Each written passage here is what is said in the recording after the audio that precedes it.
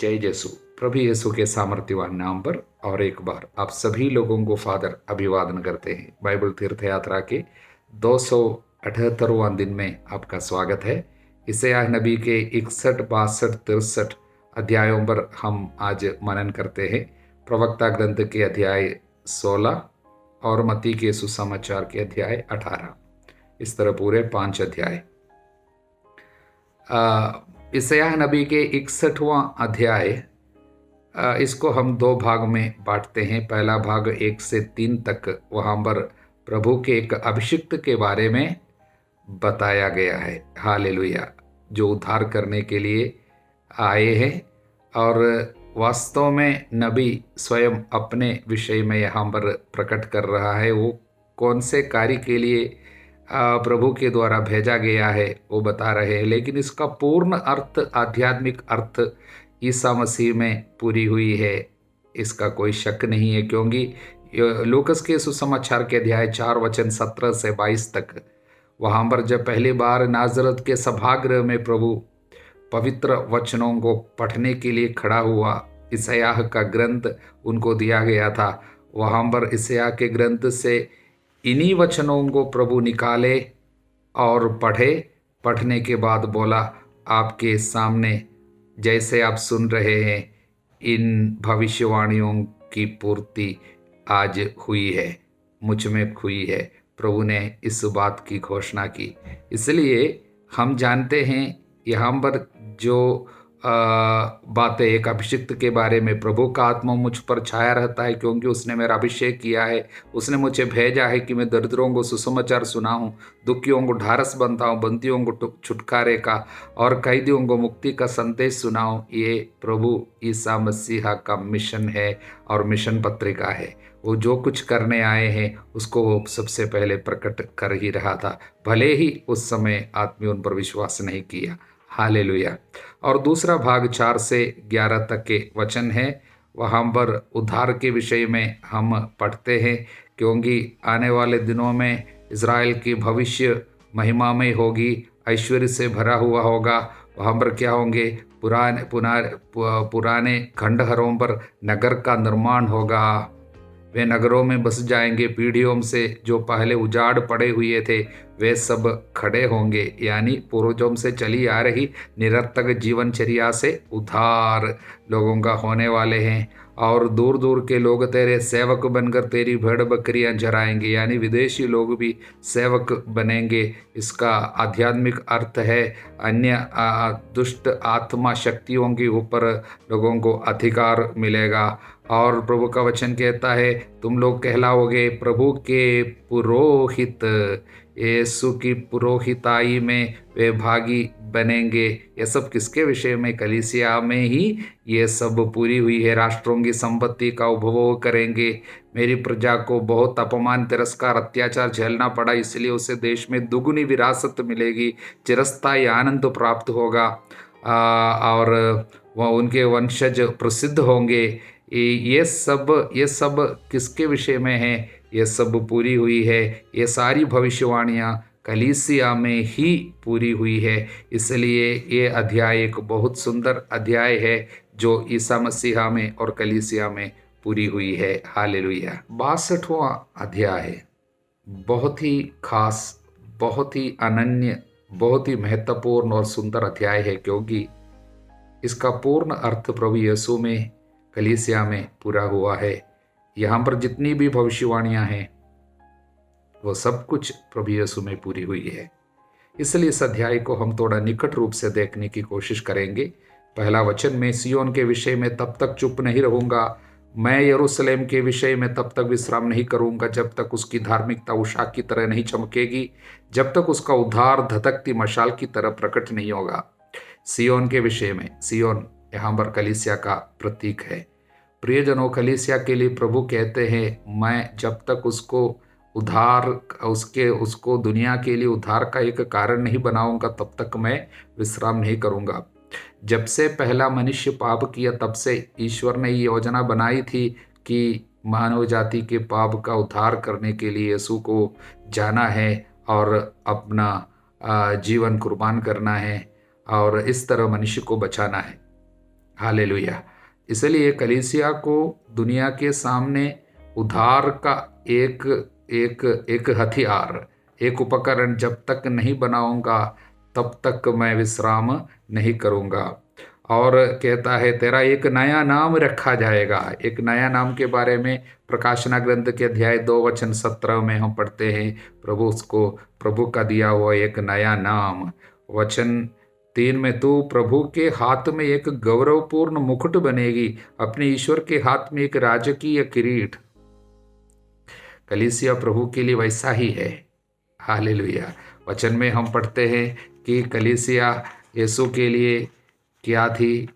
इफेसियों के पत्र में वचन 26, जिससे वह उसे पवित्र कर सके, वचन तथा जल के स्नान द्वारा शुद्ध कर सके, क्योंकि वह एक ऐसी कलीसिया अपने सामने उपस्थित करना चाहते थे जो महिमा में हो, जिसमें ना दाग हो, ना झुर्री हो, ना कोई दूसरा दोष, जो पवित्र और निष्कलंक हो। ये एक राजकीय किरीट।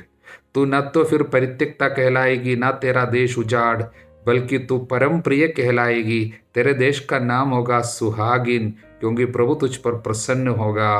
तेरे देश को एक स्वामी मिलेगा। हालेलुया। क्योंकि प्रभु यीशु और कलीसिया की रिश्ता पति पत्नी की रिश्ता की तरह है। हालेलुया। इसलिए सुहागिन और परम प्रिय प्रभु इस नाम से उनको पुकारते हैं। आगे कहते हैं, जिस तरह नवयुवक कन्या से ब्याह करता है, उसी तरह तेरा निर्माता तेरा पानी ग्रहण करेगा, पवित्र वधू की तरह।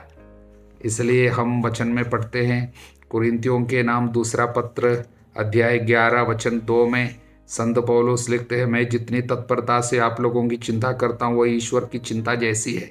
ईश्वर की चिंता जैसी है। मैंने आपके एकमात्र दुल्हे मसीह के साथ आपका वाग्दान संपन्न किया, जिससे मैं आपको पवित्र कुंवारी की तरह उनके सामने प्रस्तुत कर सकूं। कलीसिया को एक पवित्र कुंवारी की तरह दुल्हे के सामने प्रस्तुत कर सकूं। यही विचार यहाँ पर हम लोग देखते हैं। और आगे 6वां और 7वां वचन बहुत सुंदर है। यरूशलेम, मैंने तेरी चारदीवारी पे पहरेदारों को बिठा दिया, वे न तो चुप रहेंगे न रात में। प्रभु को सबका स्मरण दिलाना तुम्हारा कर्तव्य है। तुम लोगों को कभी विश्राम नहीं मिलेगा। तुम प्रभु को भी विश्राम ना करने दो, जब तक वो यरूशलेम का पुनर्निर्माण ना करे, संसार में उसका यश न फैलाए। कलीसिया को सौंपे हुए सबसे महत्वपूर्ण एक उत्तरदायित्व के विषय में यहाँ पर प्रभु याद दिलाते हैं। वो क्या है? चारदीवारी पे पहरेदारों को बिठा दिया। ये पहरेदार कौन है? कलीसिया में प्रभु जिनको चुनकर नियुक्त किया है। किसके लिए? मध्यस्थ प्रार्थना योद्धा के रूप में मध्यस्थ प्रार्थना के लिए जिनको नियुक्त किया, उनके विषय में है। उनका कार्य है कलीसिया के लिए निरंतर प्रार्थना करे। मानव जाति के उद्धार के लिए निरंतर प्रार्थना करने वाले लोगों के विषय में कहा गया है। हालेलुया। प्रभु पेतरुस को दिए सबसे महत्वपूर्ण उत्तरदायित्व भी यही था। सीमोन, शैतान को तुम्हें गेहूं की तरफ अटकने की अनुमति मिली थी, किंतु मैंने तुम्हारे लिए प्रार्थना किया जिससे तुम्हारा विश्वास नष्ट ना हो। इसलिए तुम जब वापस आओगे, ये कहाँ पर? लूकस के सुसमाचार के अध्याय 22 वचन 31, सीमोन, शैतान को तुम लोगों को गेहूं की तरफ अटकने की अनुमति मिली, परंतु मैंने तुम्हारे लिए प्रार्थना की जिससे तुम्हारा विश्वास नष्ट ना हो। मैं तुम्हारे लिए प्रार्थना की जिससे तुम्हारा विश्वास नष्ट ना हो। जब तुम फिर सही रास्ते पे आ जाओगे, अपने भाइयों को भी संभालोगे। मैंने तुम्हारे लिए कैसे प्रार्थना किया, इससे तुम्हारा विश्वास नष्ट ना होगा। इसलिए तुम जब फिर वापस आओगे, अपने भाइयों को संभालना। कैसे? जैसे मैंने तुम्हारे लिए प्रार्थना किया, उसी तरह मध्यस्थ प्रार्थना के द्वारा। इस तरह कलीसिया को सौंपे हुए सबसे बड़ा उत्तरदायित्व मध्यस्थ प्रार्थना का उत्तरदायित्व है। सबको, प्रभु को सबका स्मरण दिलाना तुम्हारा कर्तव्य है।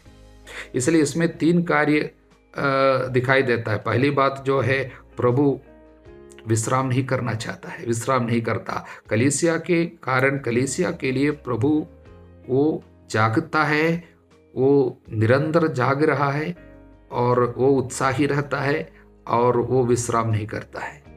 हालेलुया। सभी आत्माओं को बचाने का उत्साह, आध्यात्मिक उत्साह, उससे भरा हुआ प्रभु।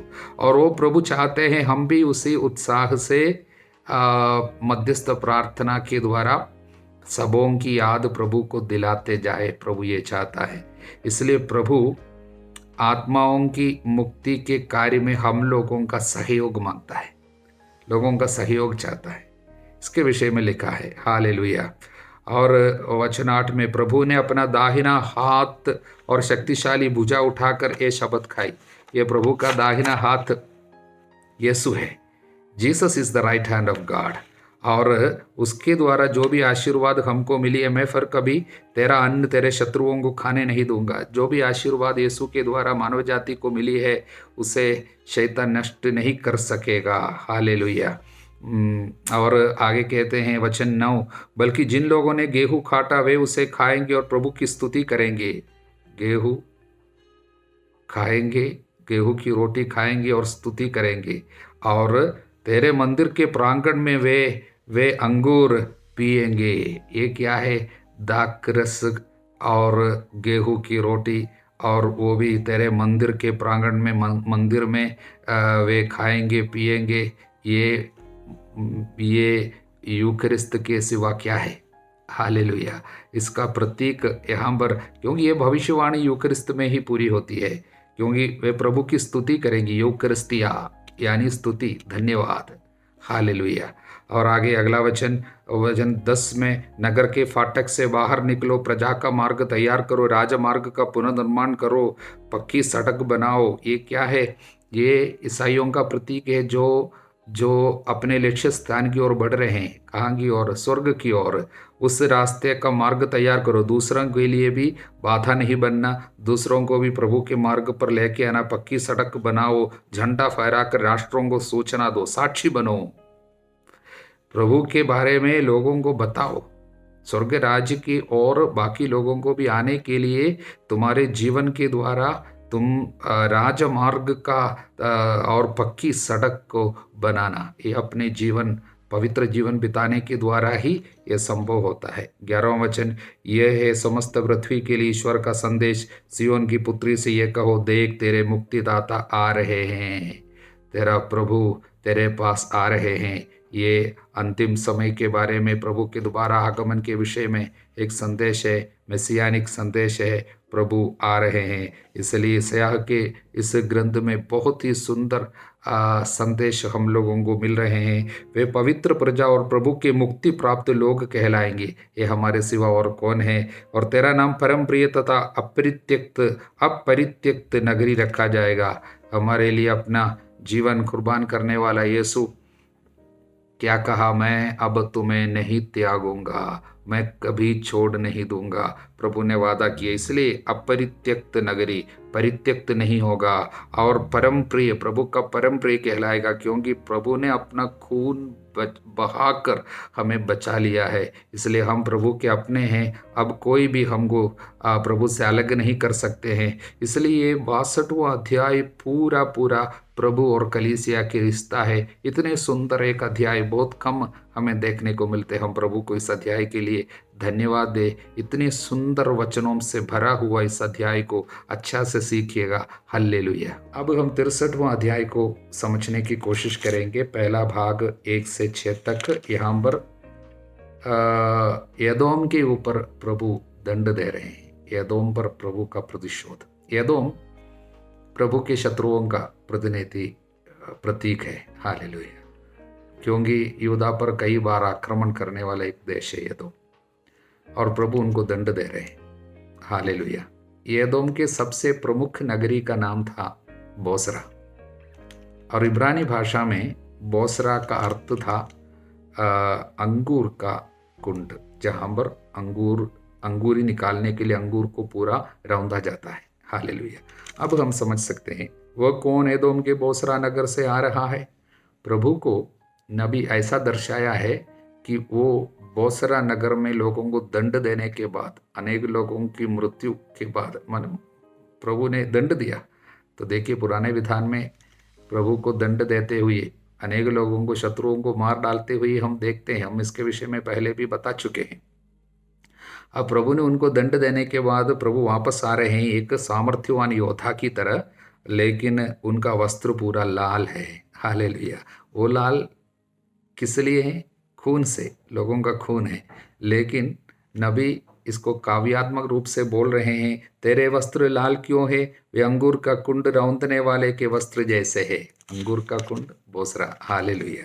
इसलिए वो पहला भाग। दूसरा भाग में वापस आए हुए लोगों की, यानी निर्वासन से, बाबुल के निर्वासन से लोग वापस आए। वापस आने के बाद उनकी एक बहुत सुंदर प्रार्थना है, हालेलुया। वचन 7 से पूरा ये अध्याय, अगले अध्याय में भी वो प्रार्थना जारी है। लेकिन ये प्रार्थना की विशेषता, उन लोग पछतावे के साथ प्रार्थना कर रहे हैं और प्रार्थना में उन लोग बीतते दिनों में प्रभु ने उनके लिए जो भी कार्य किया उसको सब याद करते हैं और अपनी कमियों को भी याद करते हैं। प्रभु के सामने पश्चाताप का साथ साथ कृतज्ञता से भरे हुए एक सुंदर गीत हम लोग यहाँ पर देखते हैं। प्रभु की अनुकंपा, उसके प्यार के विषय में वो याद करते हैं और प्रभु को धन्यवाद देते हैं। अपने पापों को स्वीकार करते हैं और पछतावा करते हैं, हालेलुया। जैसा कि प्रभु तू ही हमारा पिता है, क्योंकि इब्राहिम हमें नहीं जानता, इस्राएल भी हमें नहीं पहचानता। प्रभु तू ही हमारा पिता है, हमारा मुक्तिदाता, यही अनंत काल से तेरा नाम रहा है। इस तरह प्रभु को पिता कहकर पुकारने वाला एक सुंदर वचन यहाँ पर हम लोग 16वां वचन में सब देखते हैं। ये प्रार्थना गीत यहूदियों के एक बहुत ही सुंदर गीत माना जाता है, हालेलुया। अब हम प्रवक्ता ग्रंथ अध्याय 16 पर मनन करेंगे। इसका भी 2 भाग है। पहला भाग 1 से 23 तक का वचन है। यहाँ पर पापियों को मिलने वाले दंड के विषय में बताया गया है। हर पाप का दंड होता है। सबसे पहले बताया गया, अधर्मी पुत्रों के कारण आनंद मत मनाओ। और बताते हैं, 1000 अधर्मी पुत्रों की अपेक्षा एक भक्त पुत्र अच्छा है। अधर्मी पुत्रों की अपेक्षा निसंतान मरना अच्छा है, हालेलुया।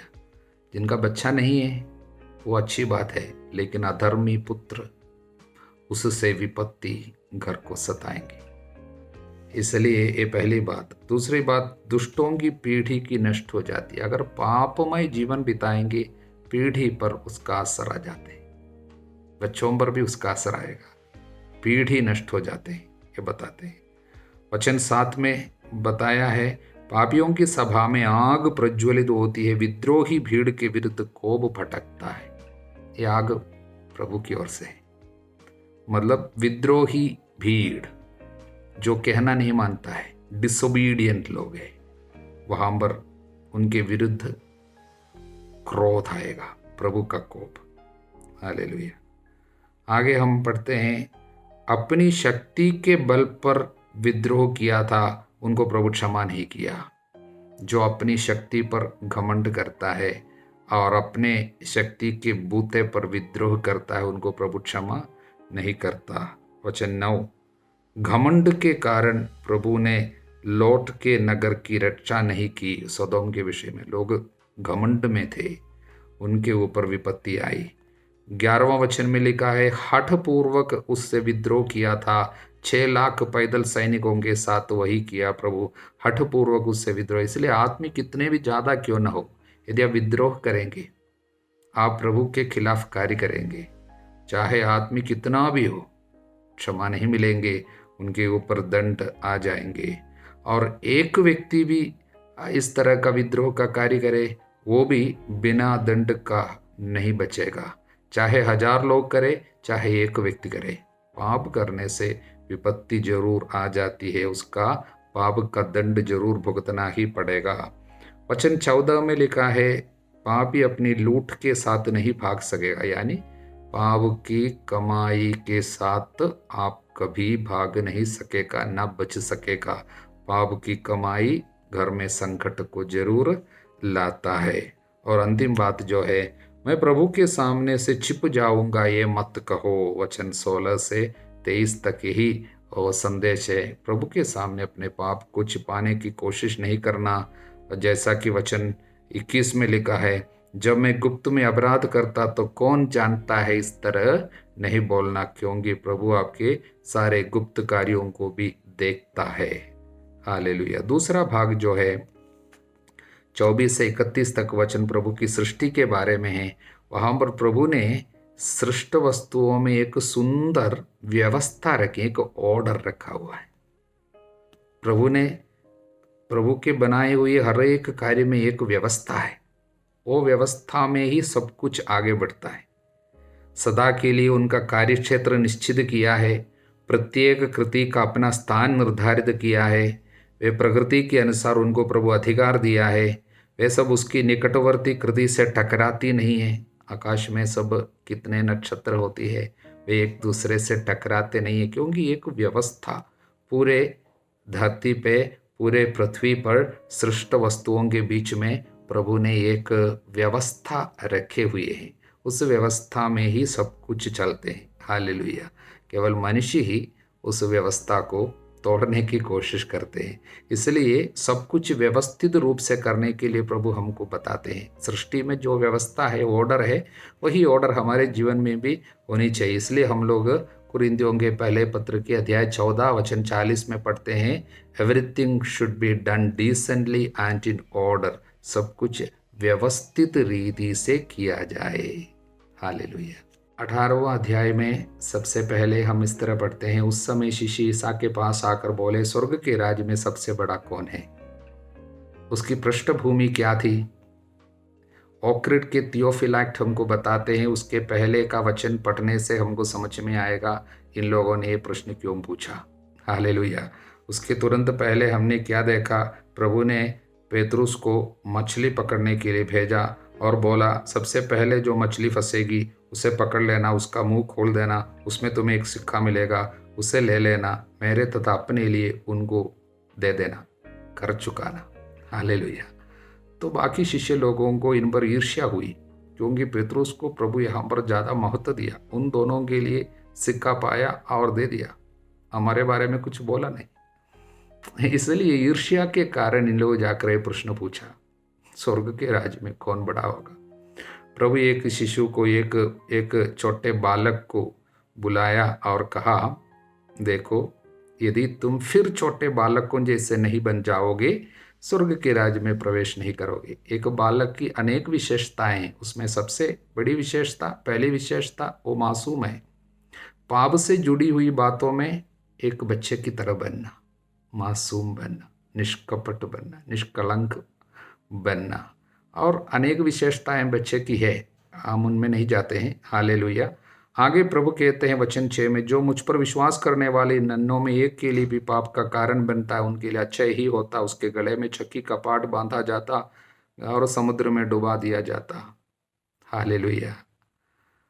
यहाँ पर इस तरह की एक मृत्यु अपनाने पर भी वो अच्छी बात है, लेकिन उसकी तुलना में अगर आप किसी को पाप का कारण, किसी के लिए पाप का कारण बनता है, उसके बाद यहाँ पर काफ़ी साल भी जीता है, लेकिन आपके ऊपर आने वाली विपत्ति की तुलना में जो शायद मृत्यु के बाद आपको जो दंड सहना पड़ेगा, उसकी तुलना में इस तरह जाकर मारा जाना वो अच्छा है। प्रभु की दया तो मिलेगी, लेकिन दूसरी बात जो है, दूसरे किसी के लिए पाप का कारण बनना बहुत ही खतरनाक बात है। इसलिए तो मैं कहता हूँ प्रियजनों, दारू पीना एक बात है, पाप है, लेकिन दारू पिलाना बहुत खतरनाक पाप है। हालेलुया। आप कोई भी अशुद्ध कार्य करना या कुछ कार्य देखकर या बुराई आप देख रहे हैं और अशुद्ध कार्य देख रहे हैं या पाप कर रहे हैं, वो एक बात हुई, लेकिन आप दूसरे किसी को गलत पिक्चर भेज रहे हैं, उनको पाप के लिए बुला रहे हैं, निमंत्रण दे रहे हैं, वो बहुत ही खतरनाक कार्य हो गया। उसका दंड कुछ अलग है, क्योंकि दूसरे किसी को पाप बांटना, शैतान के हाथ में आप उपकरण बन रहे हैं। इससे हमको सावधान रहना चाहिए। आगे, यदि तुम्हारा हाथ अथवा तुम्हारा पैर तुम्हारे लिए पाप का कारण बनता है तो उसे काट कर फेंक दो। अच्छा ही है तुम लूले अथवा लंगड़े होकर ही जीवन में प्रवेश करो, किंतु दोनों हाथों अथवा दोनों पैरों के रहते न बुझने वाली आग में न डाले जाओ।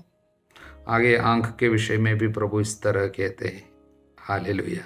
संत अगस्तिन फिर से, और नहीं, जॉर्ज लियो हैडॉक हमको बताते हैं, वो ईश शास्त्री है, वो इस वचन की व्याख्या देते समय बताते हैं, प्रभु यहाँ पर अपने शरीर के अंग को काट कर फेंकने के विषय में नहीं बताते हैं। वास्तव में वो बताते हैं कि आपको ज़रूरत से ज़्यादा किस चीज़ पे लगाव है। आपके जीवन में किसी चीज़ से आपको बहुत लगाव है, ज़्यादातर किसी व्यक्ति के साथ। आपके रिश्तेदार हो सकते हैं, सगे संबंधी हो सकते हैं, परिवार के लोग हो सकते हैं, या आपके दोस्त मित्र हो सकते हैं, जिनके साथ आप ज़रूरत से ज़्यादा एक लगाव रखता हो। वो व्यक्ति शायद आपके जीवन का हिस्सा बन गया होगा, उस व्यक्ति आपके लिए पाप का कारण बन रहा होगा, तो उनको अलग करना होगा। उसको अलग करना, उस रिश्ते को काटना इतना दर्दनाक हो सकते हैं मानो आपको अपना हाथ काटना पड़ रहा हो या आंख निकालना पड़ रहा हो। इतना दर्दनाक हो सकता है, किंतु करना होगा। यानी अनेक लोगों के पाप के पीछे गलत दोस्ती है। हालेलुया। इसलिए पवित्र वचन में प्रभु हमको ये सिखा रहे हैं, आपको किसी व्यक्ति के द्वारा इस तरह पाप करना पड़ रहा है, वो रिश्ते को आपको काटना होगा, भले ही वो दर्दनाक होगा, क्योंकि वो व्यक्ति बहुत अहम स्थान रखता होगा आपके जीवन में। उसको छोड़ने का, उसको काटने का, उस रिश्ते को काटने का मतलब बहुत ही दर्दनाक हो सकती है, किंतु आपको ये करना होगा। आगे हम भड़की हुई भेड़ के दृष्टांत हम देखते हैं। वहाँ पर प्रभु बताते हैं, इसी तरह मेरा स्वर्गीय पिता नहीं चाहता इन नन्हों में एक भी खो जाए। स्वर्गीय पिता का स्वभाव प्रभु हमारे सामने प्रकट कर रहे हैं कि वो नहीं चाहता इन नन्हों में कोई भी नष्ट हो जाए। एक व्यक्ति की भी आत्मा के नष्ट हो जाना पिता नहीं चाहता। पिता चाहता है सभी लोगों की मुक्ति हो जाए, चाहे कितने भी पापमय जीवन बिताने वाले हो, खतरनाक जीवन बिताने वाले, उनको भी बचाना प्रभु चाहता है, पिता चाहता है। उसके पहले एक वचन है, 10वां वचन, सावधान रहो, इन नन्हों में एक को भी तुच्छ न समझो। मैं तुमसे कहता हूँ, उनके दूत स्वर्ग में निरंतर मेरे स्वर्गीय पिता के दर्शन करते हैं। हालेलुया। यहाँ पर नन्हों के बारे में, केवल बच्चों के बारे में नहीं बताया गया, जो दुनिया की दृष्टि में नगण्य है, तुच्छ है, पापी है, उन लोगों को भी तुच्छ नहीं समझना। शायद दुनिया बहुत ही खराब समझते हैं, शायद पापमय जीवन बिताते होंगे, या गरीब होंगे, या बहुत बीमार होंगे, उनको सब दुनिया की दृष्टि में कोई स्थान नहीं है। ऐसे लोगों को भी तुच्छ नहीं समझना। पापी लोग हो सकते, उनको भी तुच्छ नहीं समझना, क्योंकि उनका भी एक स्वर्गदूत है। इसके द्वारा प्रभु हमको समझ में, प्रभु हमारे समझ में ये बात लाते हैं कि हम सभी लोगों को एक स्वर्गदूत दिया गया है। हालेलुया। इसलिए उस स्वर्गदूत का आदर करना, और हम किसी को दुख देंगे तो उसका स्वर्गदूत वहाँ पर शिकायत करेंगे। यदि हम गलत रीति से किसी को छूते हैं तो जिसको हम ऐसा करते हैं, उसका स्वर्गदूत हमारे विरुद्ध शिकायत करेंगे वहाँ पर स्वर्ग में। इसलिए सावधान रहना। हालेलुया। और आगे प्रभु कहते हैं, जब कोई भाई तुम्हारा अपराध करता है तो जाकर उसे अकेले में समझाओ। यदि वो तुम्हारी बात मान जाता है तो तुमने अपने भाई को बचा लिया। सबसे पहले अकेले में जाकर उनको समझाना चाहिए, दूसरों के सामने उसकी बेइज्जती नहीं होनी चाहिए। इसलिए उनका भी, उस व्यक्ति का भी आदर हमें करना चाहिए। अगर एक व्यक्ति हमारे विरुद्ध कुछ किया हो, उसका आदर करना, अकेले में जाकर उनको समझाना। इस तरह प्रभु हमको बताते हैं। आगे कहते हैं, अगर वो तब भी नहीं समझता तो दूसरे व्यक्तियों को लेकर जाना। उसके बाद भी नहीं समझता तब कलीसिया को बताना, कलीसिया में बताना। और उसके बाद भी ये नहीं सुनता तो गैर यहूदी और नाकेदार जैसा समझो। इसको ठुकराने के लिए नहीं बोल रहे हैं, लेकिन प्रभु नाकेदारों, पापियों को भी बचाने के लिए क्या करता था, कोशिश करता था। इसलिए उसी तरह नाकेदार जैसे समझो, इसका मतलब है उनके लिए प्रार्थना करते जाना। ये हमेशा के लिए ठुकराने की बात प्रभु नहीं बोला, उनके लिए प्रार्थना करना, क्योंकि पिता नहीं चाहता इन नन्हों में कोई भी नष्ट हो जाए। हालेलुया। आगे अपराधों की क्षमा कैसे करना है, 70 गुना 7 बार तक क्षमा करने की बात प्रभु समझाते हैं। यानी अनगिनत बार क्षमा करना होगा, 1 बार 2 बार 3 बार नहीं, अनगिनत बार हमको क्षमा करना है। फिर निर्दय सेवक के दृष्टांत में प्रभु हमसे पूछते हैं, मैंने जिस प्रकार तुम पर दया की थी, क्या उसी प्रकार तुम्हें भी अपने सह सेवक पर दया नहीं करनी चाहिए थी? इसलिए जो दया नहीं करता उनके आध्यात्मिक कार्य सब कुछ व्यर्थ है। धन्य है वे जो दयालु है, उन पर दया की जाएगी। हम लोगों को मुफ्त में दया मिली है, प्रभु की पाप क्षमा मिली है। उसी तरह जो मुफ्त में मिला है मुफ्त में दिया करो, प्रभु हमसे कहते हैं, वो दया है। दूसरों पर दया करना अनकंडीशनली, कोई बिना शर्त रखे हम लोगों को दूसरों को क्षमा देनी चाहिए, क्योंकि हमने प्रभु से दया पाई है। उसकी तुलना में बाकी लोगों के छोटे मोटे अपराध जो हमारे विरुद्ध जो करते हैं वो सब कुछ भी नहीं है, क्योंकि हमने प्रभु के विरुद्ध, ईश्वर के विरुद्ध अपराध किया, वो हमको क्षमा कर रहे हैं। तो हमारे विरुद्ध छोटे मोटे जो अपराध बाकी लोग करते हैं उसको बड़ा समझ कर नहीं रखना, तुरंत क्षमा कर देना, ये प्रभु हमको समझाते हैं। हालेलुया। आप सभी लोगों को प्रभु यीशु के नाम पर हम आशीर्वाद देते हैं, अब सदा सर्वदा अनंत काल तक। आमीन।